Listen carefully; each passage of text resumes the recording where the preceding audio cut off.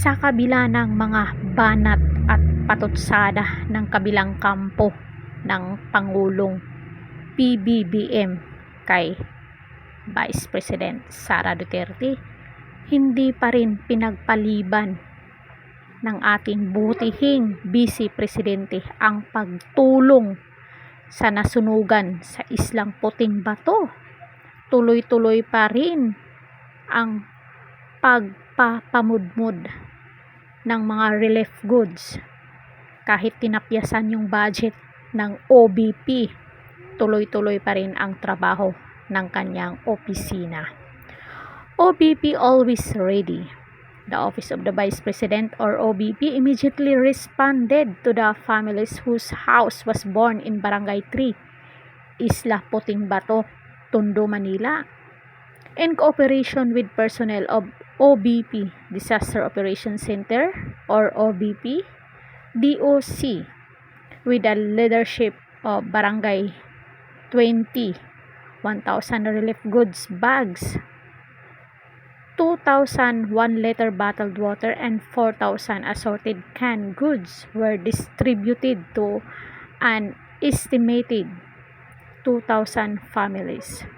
Recall that nearly 1,000 houses were engulfed in the fire in the area on Sunday, November 24. So, diba, kahit ginanyan nyo ang BP, ginagawa pa rin niya ang trabaho. Kahit hinahanapan nyo ng confidential fund, alam nyo naman, lahat ng mga nasa gobyerno, may mga confidential funds. Bakit si BP lang? Bakit hindi i-open yung confidential funds ng Pangulo at ng Speaker at ng mga kongresista, senador? Diba? Magbasa tayo ng mga komento ng mga netizen. Good job, OBP. OVP. Laban lang, BP Inday. We love you. God bless you sa lahat ng mga nagsusumikap at tumutulong para sa ikakabuti ng nakakarami. Gabayan kayo na palagi ng Panginoon. Sa kabila ng lahat ng pinagdaanan ngayon ng ating BP, tuloy-tuloy lang siya sa trabaho. Take care always, BP. Kahit may pinagdaanan ang OBP, tuloy pa rin ang pagbigay ng tulong, pagmamalasakit sa bayan. Yung sa admin ngayon, nakita nyo ba may tumulong na speaker? Walang tumulong. Ito yung commitment to serve our fellow countrymen kahit na walang habas na panggigipit nila sa OBP. Mabuhay OBP. Thank you for service always. You're all doing good job. Tuloy nyo lang po. People are watching. Binawasan ng malaki ang budget pero walang patid ang pagtulong. Iba talaga ang OBP. Binawasan nila yung budget pero tingnan nyo naman, siya yung nangunguna. Saan ba si Bongbong ngayon? Nandoon sa UAE. Ewan ko kung anong business, baka monkey business. Binawasan ng malaki parte ng budget. Pinaglaruan ang security detail. Binato ng mga akusasyon na walang basihan. Pero di pa din nagpabaya ang Office of the Vice President sa serbisyo. Kahit hindi nababalita sa mainstream media, ay may itaas namang makikita ang inyong paggawa OBP. Laban lang po kayo sa kabila ng panggigipit ng gobyerno sa inyo. Ito ang totoong tulong at malasakit.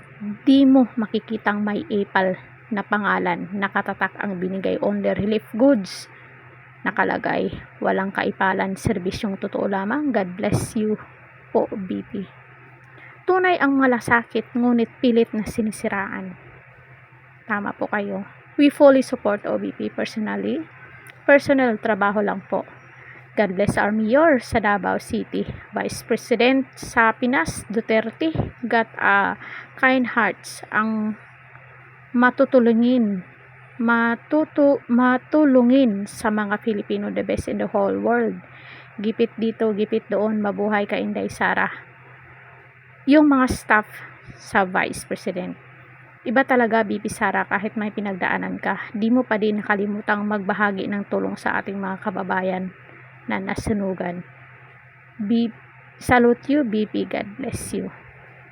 So yun naman talaga yung dapat, yung mga nakaupo dyan, kung saan-saan kaya nila dinadala yung mga pondo na budget na para sa kanilang bayan. Kasi bawat lalawigan may pondo yang nakalaan. Saan kaya napunta? Kung walang project, wala kayong nakikita dyan sa lalawigan nyo na may pagbabago, it means binulsa yung pondo. Ganun lang yun. Great job as OBP, tunay na serbisyo. Crisette Loretu, thank you KLC sa pagiging tulay para mapaabot namin ang aming mga donasyon. Mabuhay po kayo OBP.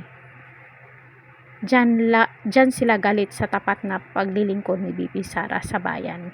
Kaya nga, ginigipit nila at sinisiraan nila ang totoong may malasakit at pagmamahal sa bayan. At yan ay walang iba kundi ang ating butihing Vice Presidente na si Sara Duterte. So hanggang dito na lang, hindi ko mabasa lahat kasi sobrang dami ng mga nagpaabot ng suporta sa ating butihing Vice Presidente na ngayon ay may kinahaharap na problema sa kanyang mga OVP personnel.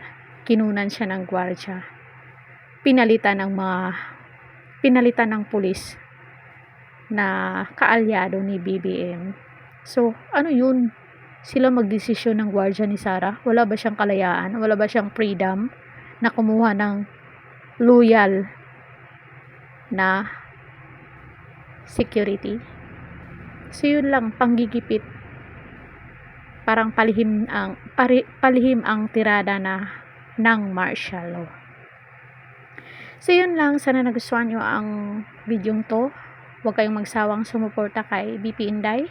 Don't forget to like, share, and subscribe. Kung bago pa lang kayo dito sa ating channel, please hit the notification bell para updated kayo lagi sa ating butihing Vice Presidente Inday Sara Duterte. God bless us all. Thank you so much.